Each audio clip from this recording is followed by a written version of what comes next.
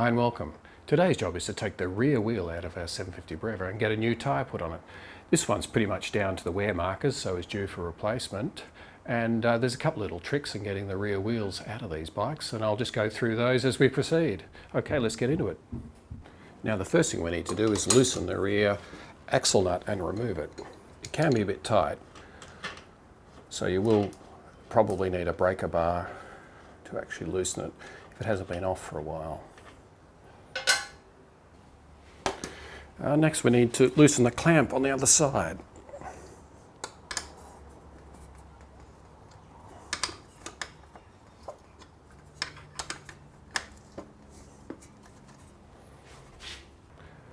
Then we can use a pin punch to knock the axle through.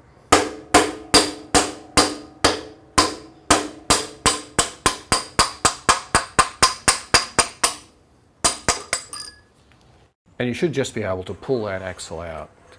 I've got the tyre sitting just off the deck here, so if it does move, it's not going to move far. And next you need to take the left-hand muffler off. There's just two bolts holding this on. There's a clamp down here and a bolt here onto this bracket.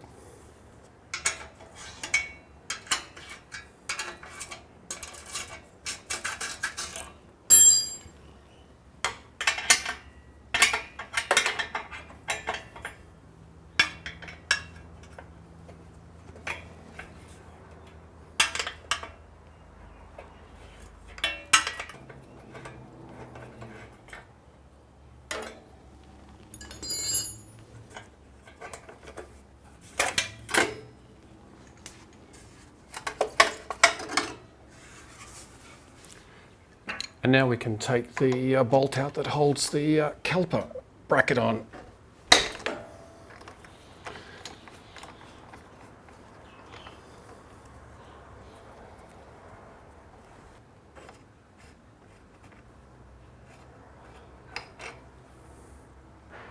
And now we should just be able to slide this whole assembly off. And the next thing we need to do is let the air out of the tyre. It's a lot easier to get the wheel out past that bevel drive on the back there when it's deflated.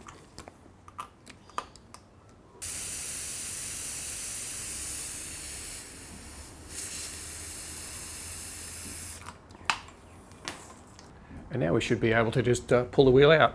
Now I've also removed the lower section of my lift to make it a bit easier, because otherwise this rear guard will get in the way. You may find that the rubbers and the cush drive will drop out and block getting the wheel out easily, but you can just pull those out if they get in the way. So now we should just be able to just wangle this around and just slowly get the little devil out.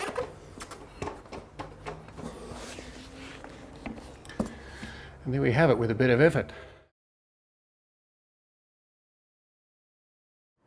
Okay, I've had the new tyre fitted, and now I'm going to refit it to the bike. I've made sure that all the cush drive rubbers are back into place. They have a tendency to fall out, so this can be a time-consuming process if you're not careful.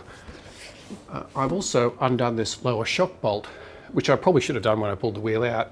It makes pulling the wheel out a lot easier, and certainly with that out you can get the deflated tyre past these drive splines on the back of the bevel drive quite easily. So now I just need to lift this wheel in there and try to get it to engage on the bevel drive.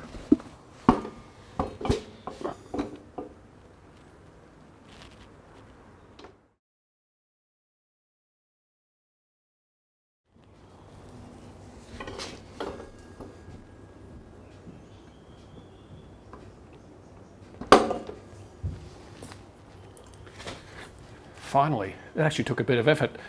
I think the cush drive rubbers were originally glued into place on this particular bike. Whether that was from the factory or not, I don't know, but I had a lot of trouble getting it in. I put a bit of rubber grease on the rubbers to sort of help those flanges go into it, but now all that remains is to really refit the disc brake caliper and the spacer and put the axle in.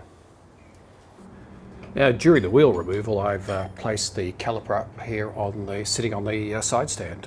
You shouldn't really leave these hanging on the cables. This other line here is for the speedo sensor. Anyway, we'll just refit this now, and not forgetting the spacer that goes in there as well.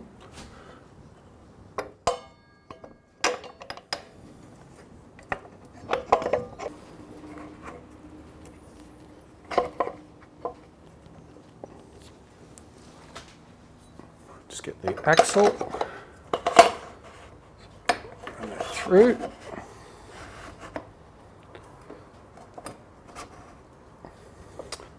But before I do anything up, must remember to put the brake stay bolt back in. Just make sure that it's not quite in the right place yet. Oh yes, that's about right. Screw that in.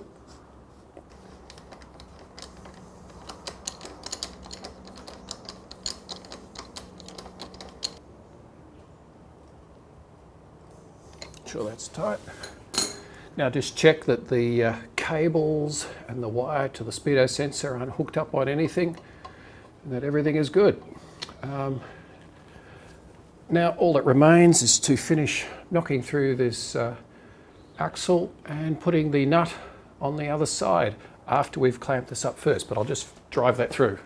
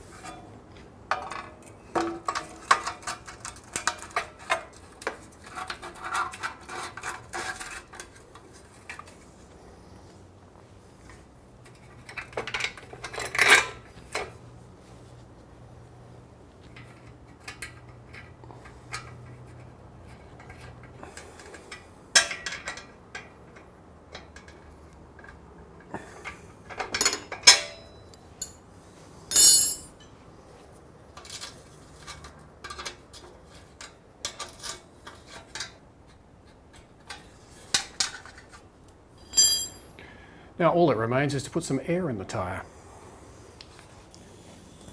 Now I run about 36 psi in the back of this.